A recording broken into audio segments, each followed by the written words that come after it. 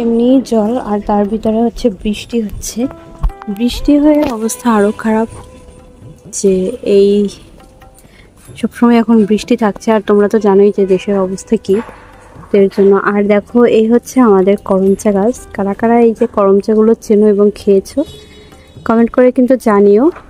এবার করমচাগুলো অনেক বড় হয়েছে আর কিন্তু পরিমাণে অনেক কম হয়েছে।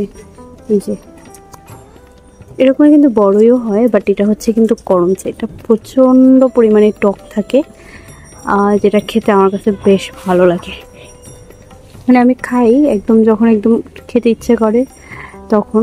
আর এবারেরগুলো না অনেক বড় বড় হয়েছে আর পুরো গাছ ভরে। এর আগে হয়েছিল, মানে 2 বছর আগের কথা বলি, গাছ 2-3 বছর আগের কথা, গাছ ভরে হয়েছিল এই করমচাগুলো। বাট এখন এত কম হয়েছে, বাট বৃষ্টির কারণে অনেক বড় বড় হয়েছে জল পড়ে। এটা পুরোটা হচ্ছে গাছ অনেক বড়, কিন্তু ফল হয়নি তেমন। এই যে পুরোটা গাছ। আর এই হচ্ছে আমাদের আরেকটা পেঁপে গাছ, যেখানে অনেক পেঁপে এসেছে। আর এছাড়াও আছে ওই একটা, এই যে চলো তোমাদের সামনে গিয়ে দেখাই। অনেক বড় পেঁপে হয়েছে আর অনেকগুলোই হয়েছে। এই যে এই গাছটাই তো অনেকগুলো, এখান থেকে না আমরা নিয়ে খেয়েও ছিলাম। এই যে দেখতে পাচ্ছ। সবাই কেমন আছো? আশা করি সবাই খুব ভালো আছো। নতুন একটি ভিডিওতে তোমাদের সবাইকে ওয়েলকাম জানাচ্ছি। অনেকদিন পরে আমি ইউটিউব ভিডিও শুরু করেছি, তো সবাইকে আমার ভিডিওতে ওয়েলকাম জানাচ্ছি। তো তোমরা অলরেডি সবাই জানো যে এই প্রায় অনেক দিন থেকে, বলা যায় প্রায় অনেক মাস থেকেই আমাদের দেশের অবস্থাটা খুবই খারাপ। অনেক মাস বলতে এই আন্দোলন, তারপরে এই একটার পর একটা জিনিস তো আছেই। তো সব কিছু মিলে আর ভিডিও করা হয় না। আর ভিডিওর একটা টপিক্সের দরকার হয়, আমি কিছু খুঁজেও পাই না, একা কিছু করতেও পারি না, যার কারণে মানে নিজেকে খুব একটা পাজল হয়ে যায়, মাঝে মাঝে ডিপ্রেস হয়ে যায়। কি কেউ করা যায় জীবন নিয়ে ভাবতে ভাবতে পুরো ডিপ্রেসড হয়ে যায়। এই হলো অবস্থা। তো এখন একদম সন্ধ্যে হয়ে আসছে, তো ভাবি যে যাই একটা ভিডিও শ্যুট করি, একটু সবার সাথে কথাবার্তা বলি, আবার সেই আগের ফর্মে যদি চলে যেতে পারি, যে সবার সাথে ভালোভাবে কমিউনিকেশন করতে পারছি, তো ভালোই লাগবে। তো এর জন্য। আর সারাদিন না খুব বৃষ্টি হয়, একটু আগেও বৃষ্টি হলো। বৃষ্টি হোক সেটা কোনো এখন ব্যাপার না। বর্তমান পরিস্থিতিতে সারা জায়গায় জল জমে গিয়েছে, প্রত্যেকটা মানে মানুষের অবস্থা প্রচণ্ড খারাপ। তোমরা হয়তো জানো যে এত পরিমাণে জল, কেউ খাওয়া দাওয়া ঠিকভাবে করছে না, মানে মানুষ সার্ভাইভও করতে পারছে না। তো সবাই যে যার স্থান থেকে একটু প্রে করো। আর কিছু বলার নেই, ঈশ্বর যেন আবার সমস্ত কিছু স্বাভাবিক করে দেয়, সবার জীবনযাত্রা যেন সুন্দর করে দেয়, এতটুকুই বলার। তো ভিডিও তো একটা শুরু করেছি, জানি না কি হবে না হবে, তো ভিডিওটা কন্টিনিউ রাখার চেষ্টা করব এবং আশা করি তোমরা আমার ভিডিওটা দেখবে। তো এই হলো অবস্থা। আর তোমরা সবাই কেমন আছো সেটা কিন্তু কমেন্ট করে জানাতে একদম ভুলো না। এই এখন একটু আসলাম বাহিরে হাঁটাহাঁটি করতে, কারণ সবসময় তো শুয়েই থাকি, ফোন ঘাঁটতে থাকি, ফোন ঘাঁটতে ঘাঁটতেও মাথাটা ব্যথা হয়ে যায়।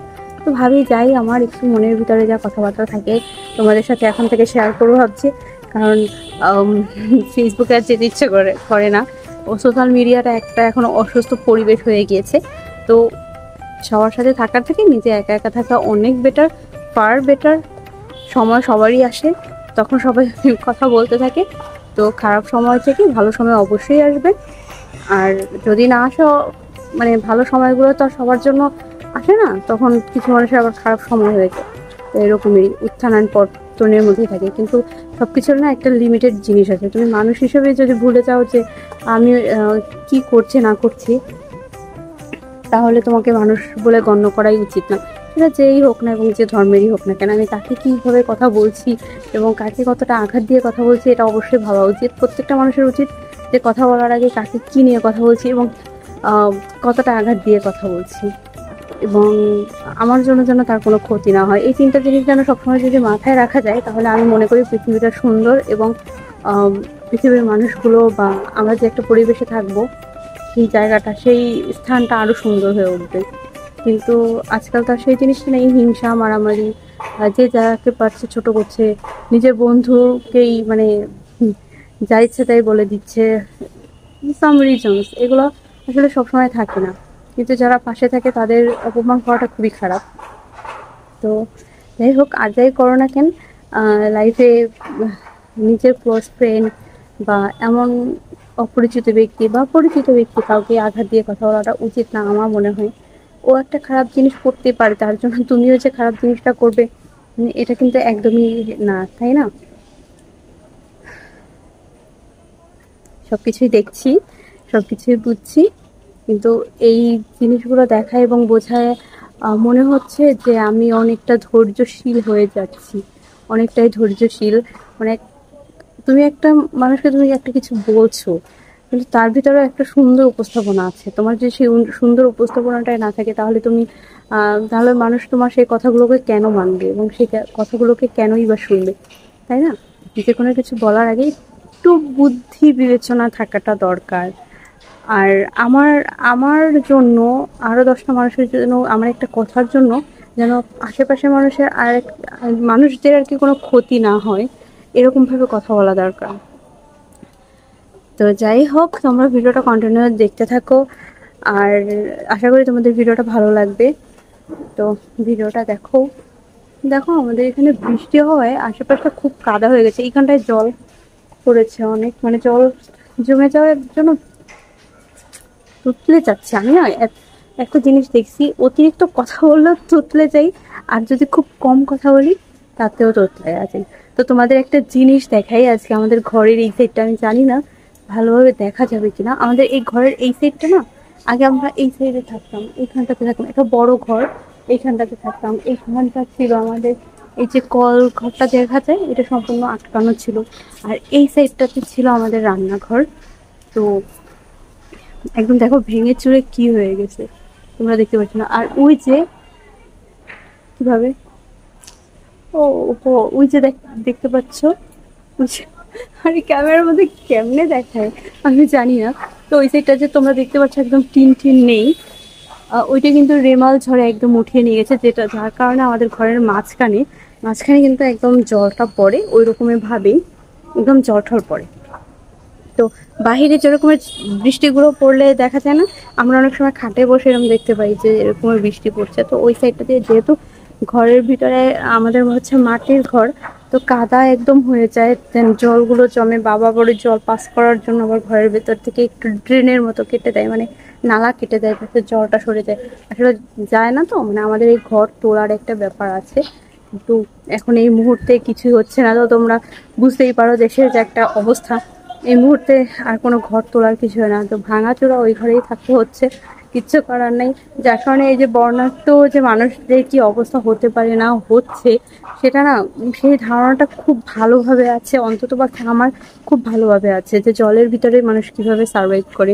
হ্যাঁ, সেই জলটা হয়তো স্থিরভাবে থাকে, আর এখানটাতে অবশ্যই টাফ একটা ব্যাপার হচ্ছে জলটা বহমান, মানে স্রোত আর কি।